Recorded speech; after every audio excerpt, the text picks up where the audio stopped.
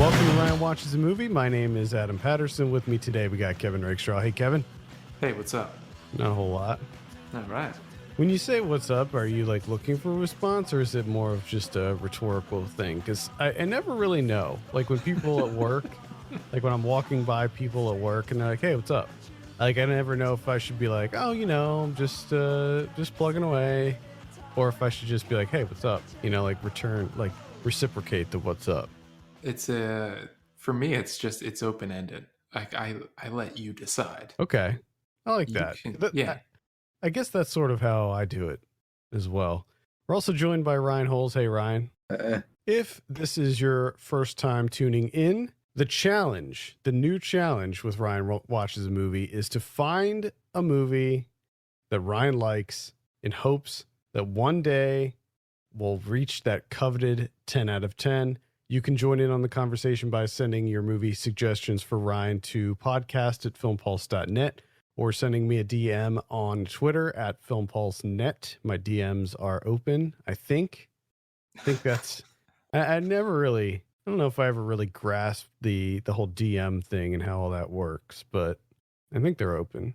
I think so. I'm pretty sure your DMs are open. If you like the show, consider helping us out by contributing to us on Patreon, patreon.com/filmpulse. And be sure to check out the Frederick's Ataxia Research Alliance at curefa.org.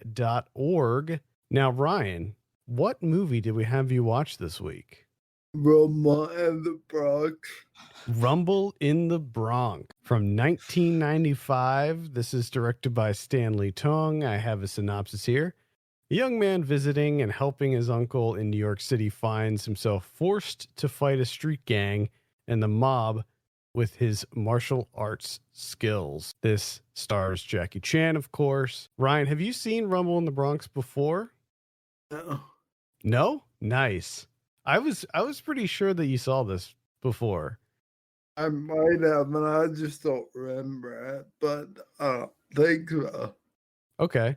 So tell us a little bit about Rumble in the Bronx. I was very confused to start off with. The movie starts off and Jackie Chan is talking to his uncle. I assume Chinese, and they're speaking English, and it's clearly Jackie Chan's voice. But the words don't match either of their faces. So I was a little confused there. So, just to pause there for a second, the way that the movie was shot, they knew that they were going to dub it in English, so they just had them speak whatever their native language was. So most of the people actually spoke English. Jackie Chan did not speak English, and then they just dubbed over everything. I need to ask for Ryan, because the very, very opening is a lot of Cantonese. Was there a part of you that was like, oh shit, fuck this movie? no, because I knew I didn't have to read the whole thing. So at some point they were going to switch into English. Yeah. You could just sense it. And I knew when they started speaking English and their mouths didn't match. I knew that I was going to go to English. Plus all the other pretty crappy gang members there that speak English. But it's like when they talk, they're like surprised by what they say. I don't know if that makes sense. It actually does make sense. Like I actually do know what you're talking about there. I remember when this movie came out the first time I saw it, I was kind of blown away with the dubbing because at the time, this was like the best dubbing I had ever seen in a movie. Like usually in martial arts movies, the dubbing is so bad. And like kaiju movies too, but like this movie actually, the voices or the mouths somewhat matched up. Like at least it looked like the words that they were saying matched the dialogue. Yeah. But yeah, the overacting of the voice performers definitely gave it that old school Hong Kong martial arts vibe. Plus the fact that nearly everyone is playing this like exaggerated stereotype, especially like the gang members. Oh, big time. Like Angelo is so New York. Yeah. Even though this movie was shot in Canada, but I guess we'll get to that. The movie starts out, like I said, Jackie Chan's in a car with his uncle. And they're talking about how you're introduced to the fact that his uncle owns a shop and he's trying to get rid of it. And you're also introduced to the fact that he's getting married the next day. And you're supposed to assume, I guess, that bad things are gonna happen in one day. I know I'm gonna screw this up because there's so many interactions with the gang members. Jason first stops a shoplifting try of these gang members and pretty much embarrasses them. And then after that, you're introduced to more characters. Jason's neighbor is in a wheelchair, and the lady that is trying to buy the store. And eventually, Jason convinces her to buy the store early on in the movie. And then his uncle goes and gets married. And that scene blew my mind because, like, everybody at the wedding was a professional singer, and they all broke out in a song and dance. Even the handicapped kid trying to dance around his wheelchair. So he has more run-ins with this gang. And it's like back and forth. And eventually this gang comes upon another illegal incident and steals diamonds from another group of thieves that are posing as FBI agents. But they really want the diamonds and kill everyone that tries to get in their way. So this one gang member takes the diamonds and hides them in the wheelchair car.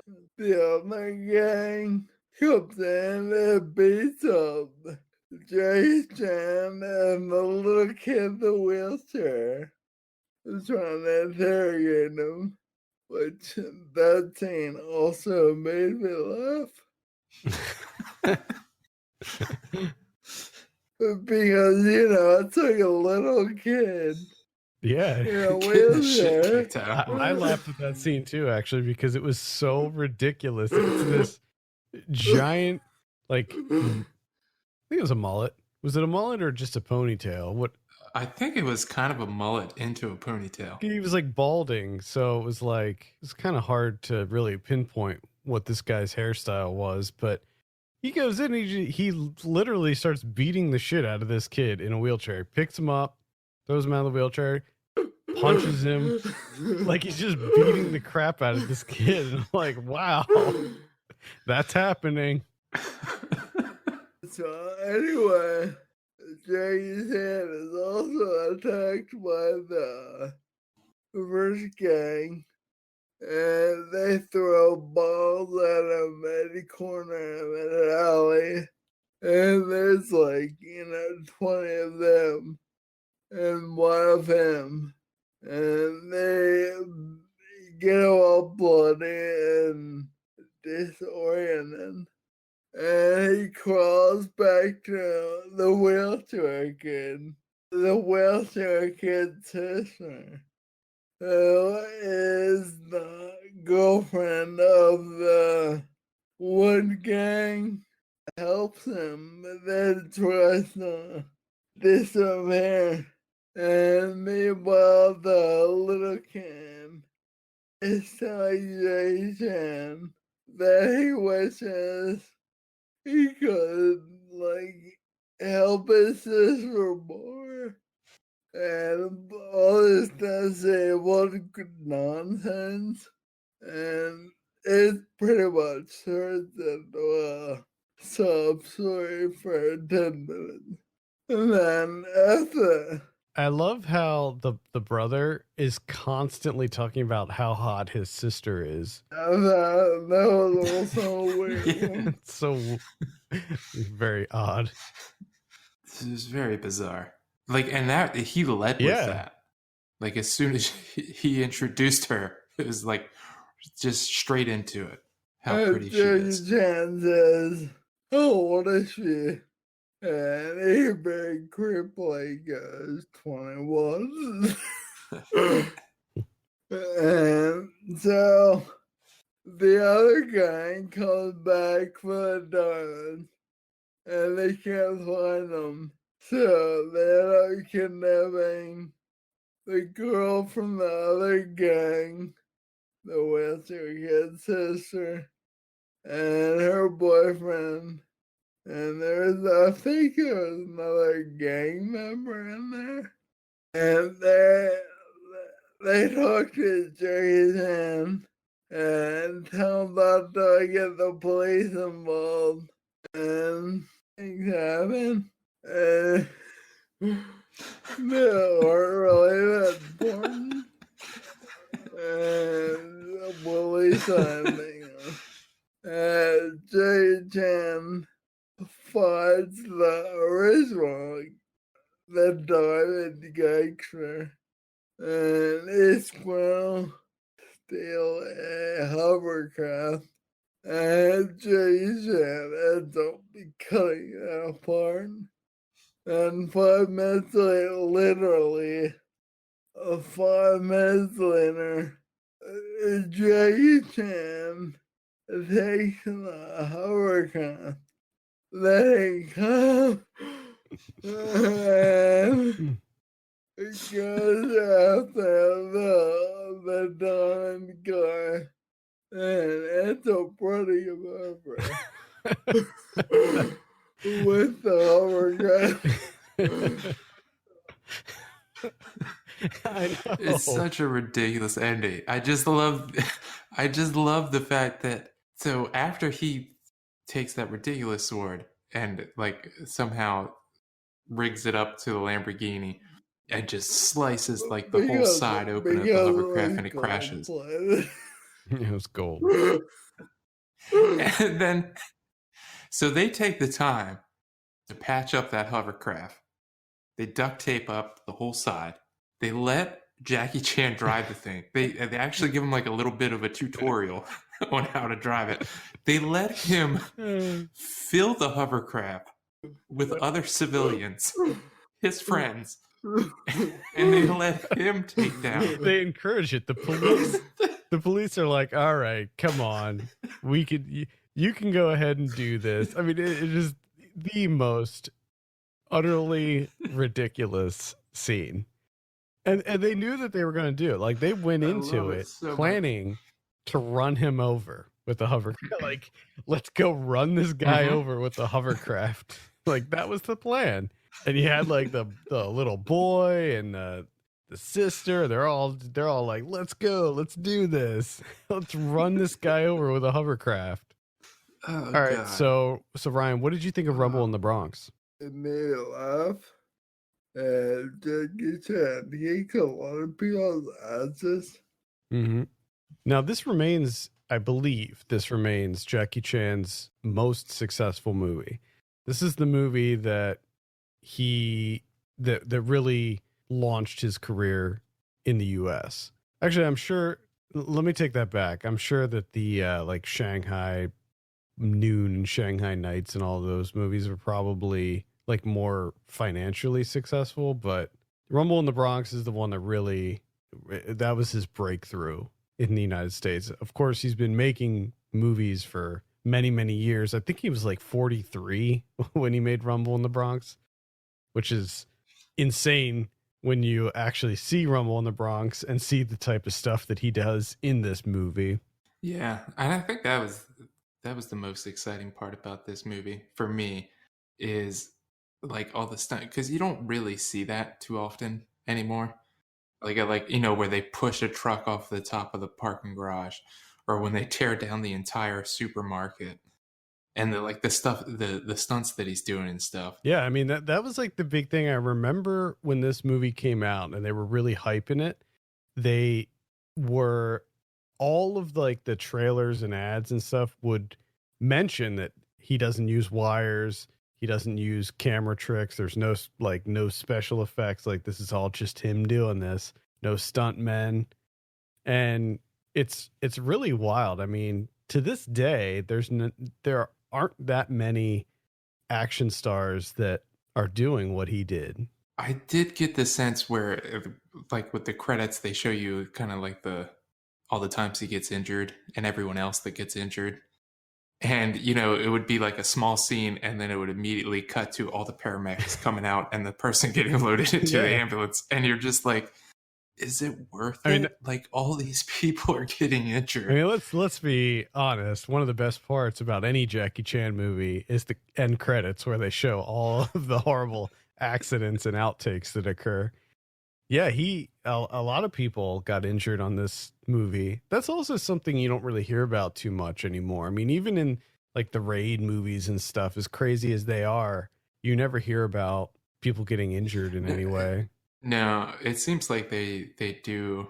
I think Hollywood does I don't know if better is the right term, but they do a better job of kind of keeping that stuff under wraps. Yeah, and I mean, that could be. And also, like, I think that it's probably safer. Like, a lot of the productions nowadays are probably safer than even back in 95. And this was a pretty big production, but at the same time, this was still a Hong Kong production, and they had a very specific way of doing it. And they're like, hey, in this scene, Jackie Chan needs to jump from one building onto the balcony of the building across from it. And they just had him do it. Like, he just did it. And it was like, which I love that sequence where he's like, the beginning part of this movie is just him getting the shit kicked out of him a lot. Yeah.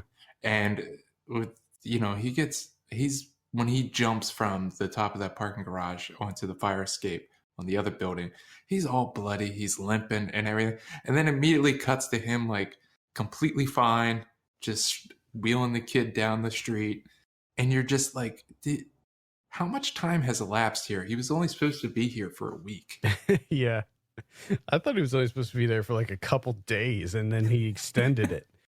And then, well, it should be noted that the version that we watched was the New Line version, which was the dubbed one. That's the one that came out in America, and 17 minutes have been cut. So 17 minutes of the original Hong Kong theatrical version were cut out of the American one. Now, from what I read, it wasn't anything like major, but it did change like key plot elements.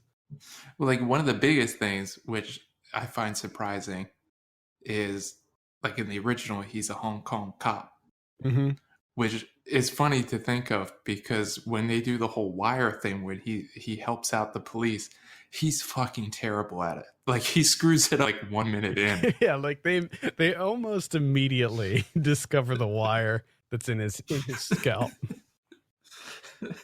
So I'm just thinking like, oh, okay, it's a guy from Hong Kong. He's just a regular Joe. Like, he doesn't know what he's doing. That's an understandable mistake. But then to find out that in the original, he's actually a cop from Hong Kong, and then you're just like, wait a second, this guy's just really incompetent. Yeah, apparently they also cut out this whole, like, he has a girlfriend or maybe even a wife in Hong Kong, that they cut all that stuff out. It almost seemed like they were trying to make the sister a love interest, which was... That's a thing about that didn't really work. No, it was kind of bizarre. Yeah. Ryan, what did you think of the action sequences? Well, eventually you answer, they were all pretty good. They all look, Yeah. Who's your favorite one? uh, Besides the mullet ponytail guy beating I the shit out of really the wheelchair laughed kid. in the beginning when they're running his bike with the cars, and he tries to get Uncle awake, and he can't wake him up, so he jumps out, and then they're all destroying these cars, and they're in like they're on a street, but they're in a tunnel, like on their subway, and he makes the girl fall off. That's your favorite scene? Are you there? He makes the girl flip off her bike, and she's all angry, like she would have won anyway. And that just kicks off the whole movie. It's a weird scene to be your favorite. Of all That is my favorite of all because it made me laugh. Okay. Oh god. Yeah, I mean, I think that he always incorporates a lot of humor in his action sequences, and I think that that's one of the reasons that he became so popular worldwide was because it was different. Like when you watch a Jackie Chan movie, it's not like other martial arts action movies. The creativity that he incorporates in it and the humor, I think is something very specific to his style. Yeah, and I think there's two things that make it work so well. One is how he incorporates everything in the room. Mm-hmm. You know, he'll utilize chairs and refrigerators and pinball machines and a ski. Like you have he can pick up anything or utilize anything. And then the second thing that I always, with the comedy elements that I find intriguing with him, is he's never like brutal. Like he doesn't destroy people, like breaking their arms and shit. He just kind of like smacks them around. Mm-hmm. Yeah. And then like they finally like they give up, and then he's just like, okay, I hope you guys learned your lesson. Yeah. And then he leaves. Yeah, I never really thought about it before rewatching this, but a lot of his like fighting style is just wearing people down. Like he just wears down the enemy. And a lot of his fighting style in this movie is just it's very defensive. Like yeah, he's just smacking people. Really, a lot of the early scenes, he's getting his ass kicked, and a lot of the early scenes, he's just trying to get away. Like he's like all of his moves are like purely defensive moves, so that he can get away and get out of this situation. Later on, when he gets pissed, he starts beating people up more. But yeah, but even then, he just stops and he's like, "You guys need to rethink your lives." You're garbage.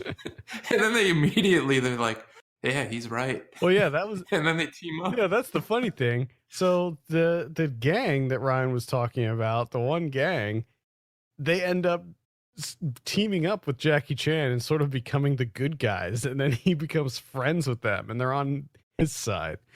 The people that he's fighting through the whole movie suddenly just are like, all right, let's take down this bigger threat of these little kids in wheelchairs around. That is true. They aren't beating up little wheelchair kids. And that one guy did go through a wood chipper. Yes, so that kind of put things in perspective for him. They did put a man in a wood chipper. That happened.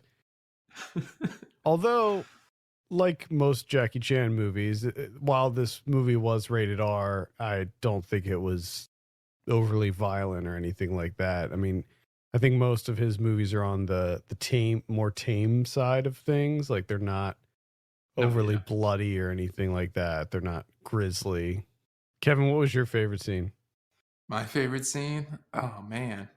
I think on one hand it's all the stuff with the hovercraft because it's just so goddamn ridiculous. And then the fight sequence at the at the their I hangout like or whatever. that also. Especially when he gets the ski. Oh man, Yeah, he goes nuts. he with does this. go nuts with that. It's like a dance event kicking the shit out of people. They just keep trying it, and I don't know why. Like none of them know martial arts. They're just trying to swing at him with bats. Yeah, it never works out. Never works out against Jackie Chan. There was a nightclub in this that was particularly 90s as well, with the tiger. There's the tiger. There's a full band with guitars and drums, which you can't hear any of that because there's also a DJ playing. Yeah. And then there's also like an EDM group playing at the same time. There's just like 7 different bands playing at once. It was a pretty great 90s club scene, if I do say so. I think my favorite scene was probably also the gang hideout fight scene. I don't know, was that the same scene where there were like the dudes on the motorcycles and stuff that he was like going up against? No, are you talking about the one where they? I think that's when he's like running away. Yeah, I think that was an earlier scene actually. Yeah, than the parking garage. Yeah, because that was pretty cool. I liked that when they hit it up against the fence, and it knocked him down, and then he got trapped between the truck, the wall, and with the truck, and the mirror hits him.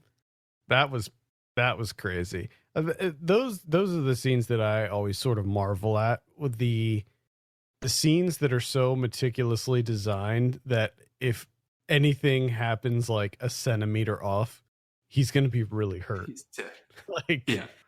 Like serious injury time. And I mean, you do see some of that in the outtakes, but he did break his leg. It's ridiculous because it was just him jumping on a hovercraft. Like, out of all the things that takes him down in this movie, the stunts that he does, it's that one. Yeah, and I think that it actually happened fairly early on in shooting too, and they had to try to hide the cast for the rest of the movie. And he shot another movie like directly after this, and they had to do it in that movie too, to like try to hide the cast.